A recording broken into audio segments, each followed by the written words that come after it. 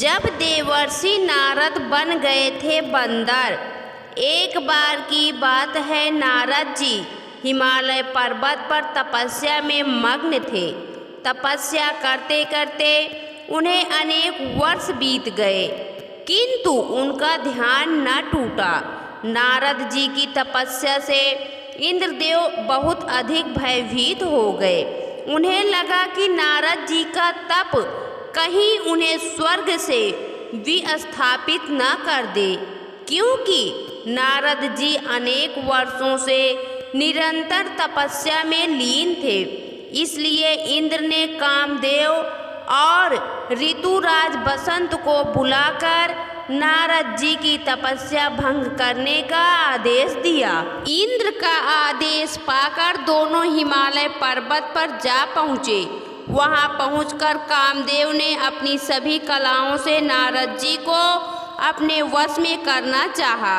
अनेकों प्रयास करने पर भी कामदेव अपने उद्देश्य में असफल रहे, क्योंकि वह स्थान था जहां पर भगवान भोलेनाथ ने कामदेव को भस्म किया था। इस स्थान पर कामदेव का कोई प्रभाव नहीं होता था। अंत में विवश होकर कामदेव वापस लौट गए। वहां पहुंचकर कामदेव ने सारी बात इंद्र को बताई और बोले, हे देवराज, हमारे अनेक प्रयत्न करने पर भी नारद जी पर काम का कोई प्रभाव नहीं पड़ा। यही नहीं, मुझे देखकर उन्होंने बड़े ही मीठे स्वर में मेरा सकुशल मंगल पूछा। अब नारद जी में न तो काम का अंश है न ही क्रोध का। उधर जब नारद जी की तपस्या पूरी हुई तो उनके मन में अपार हर्ष था। वो सोच रहे थे कि कामदेव के लाख प्रयास करने पर भी उन्होंने अपने तप को निर्विरोध पूर्ण कर लिया। इसके पीछे का मुख्य कारण नारद जी को पता न चला। वो यह नहीं जान सके कि उस स्थान पर कामदेव की विजय न होने का मुख्य कारण वह स्वयं नहीं अपितु भगवान भोलेनाथ थे। तपस्या पूरी हो जाने के बाद सर्वप्रथम नारद जी कैलाश पर्वत पर गए। वहां पहुंचकर भगवान भोलेनाथ को अपनी कामदेव की विजय के बारे में बताने लगे। मैंने कामदेव को जीत लिया है। ऐसा बोलते बोलते नारद जी के मन में कब अहंकार उत्पन्न हो गया वह जान भी ना सके, और वह यह भी ना समझ सके कि कामदेव के पराजित होने का कारण भगवान शंकर का कामदेव को उसी स्थान पर दिया गया श्राप था। जब नारद जी शंकर जी को अपनी विजय गाथा सुना रहे थे तो शंकर जी नारद जी से मुस्कुराकर बोले, महर्षि, आपने अपनी विजय गाथा मुझसे तो कह दी, किंतु अब और किसी से न कहना। आपकी यह विजय संबंधी बात गुप्त रखने लायक है। अन्य किसी को पता चल भी जाए तो कोई बात नहीं, किंतु कमलपति न जान पाए। नारद जी से शिव जी ने जब यह वचन कहे तो नारद जी बोले तो कुछ नहीं, किंतु उन्हें भोलेनाथ की यह बात अच्छी नहीं लगी। शिव जी को प्रणाम करके नारद जी बैकुंठ को चल दिए। बैकुंठ जाकर नारद जी ने विष्णु जी को प्रणाम किया। कुछ इधर उधर की बातों के बाद नारद जी ने विष्णु जी के सम्मुख भी अपनी कामदेव पर विजय प्राप्ति का गुणगान करने लगे। प्रभु विष्णु ने नारद जी की बातों को सुनकर सोचा, अवश्य ही नारद जी के मन में अहंकार अपना घर बना रहा है। अगर इसका अभी ही कोई उपाय न किया तो कालांतर में ये बहुत बड़ी समस्या बन जाएगा। इधर विष्णु लोक से नारद जी सीधे पृथ्वी लोक को आने लगे। वहां पहुंचकर उन्हें बैकुंठ से भी सुंदर एक नगर दिखाई दिया। वह उत्सुकतावश उस नगर की ओर चल दिए। अपने अहंकार के पास में बंधे हुए नारद जी भगवान की माया को न जान सके। वहां पहुंचकर उन्होंने लोगों से पूछा, भाई, यहाँ कोई उत्सव है क्या? तो वहां बैठे लोगों ने बताया कि यहाँ के राजा शीलनिधि की पुत्री के स्वयंवर का आयोजन चल रहा है। कई देशों के राजा यहाँ आए हुए हैं। उसी का उत्सव चल रहा है। यह सुनकर नारद जी ने सोचा क्यों ना मैं भी इस स्वयंवर में भाग लूं। यह सोचकर नारद जी महल की ओर चल दिए। महल में पहुंचकर राजा ने नारद जी को प्रणाम किया और उन्हें अपने सम्मुख ही आसन पर बिठाकर राजा अपनी पुत्री के भाग्य के बारे में पूछने लगे। तो नारद जी राजकुमारी का हाथ देखकर बहुत आश्चर्यचकित होकर बोले, राजन आपकी पुत्री तो बहुत भाग्यवान है। यह तो साक्षात लक्ष्मी जी का ही रूप है। उन्हीं की भांति सर्वगुण संपन्न है। जिस पुरुष से इनका विवाह होगा वो देवताओं के समान वैभवशाली व सामर्थ्यवान होगा। इसका पति अपराजित वीर योद्धा एवं कामदेव पर भी विजय पाने वाला होगा। नारद जी राजकुमारी का भाग्य बताते बताते स्वयं काम के वशीभूत हो गए। अब वो स्वयं उस राजकुमारी से विवाह करने का स्वप्न देखने लगे। इसके लिए उन्होंने भगवान विष्णु के पास जाकर विनती की। वह बोले, हे प्रभु आप तो सर्वेश्वर हैं, आपसे कुछ भी नहीं छिपा।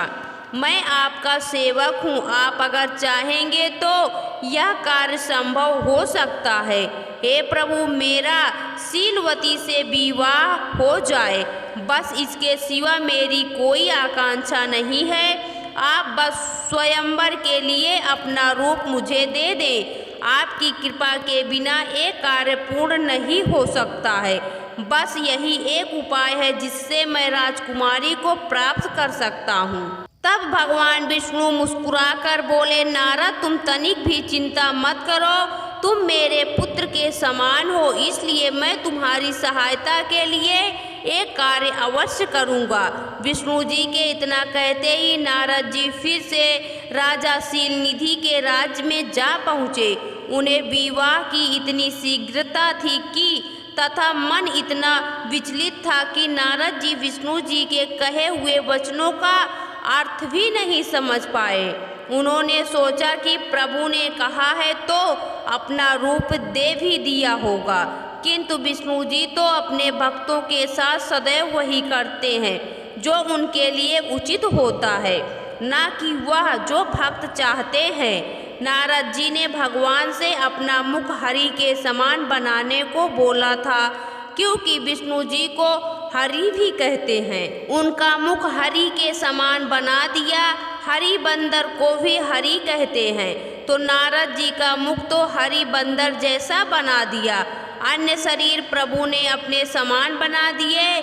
उधर नारद जी यह सोचकर कि अब तो भगवान ने मुझे अपना रूप दे ही दिया है, स्वयंवर सभा में जा पहुँचे।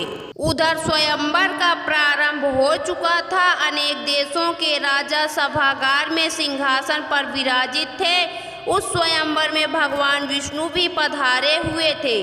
शीलवती हाथों में वरमाला लिए राजाओं के पास जाती और उसके सेवक राजा का परिचय शीलवती को देते। परिचय पाकर शीलवती आगे बढ़ जाती। यही क्रम चल रहा था। अब की बार नारद जी की बारी थी। नारद जी अकड़ कर सिंहासन पर बैठ गए। मन अभिमान से पूरी तरह भरा हुआ था। एक तो काम विजयी, दूसरा भगवान विष्णु के रूप में वह खुद को किसी से कम नहीं आंक रहे थे। शीलवती ने जब नारद जी को देखा तो उसके मुख से हंसी फूट पड़ी। वह उनका परिचय लिए बिना ही आगे बढ़ गई। नारद जी ने सोचा शायद शीलवती की मुझ पर दृष्टि नहीं पाई होगी, तभी वो आगे चली गई। क्यों ना मैं फिर से आगे जाकर बैठ जाऊं।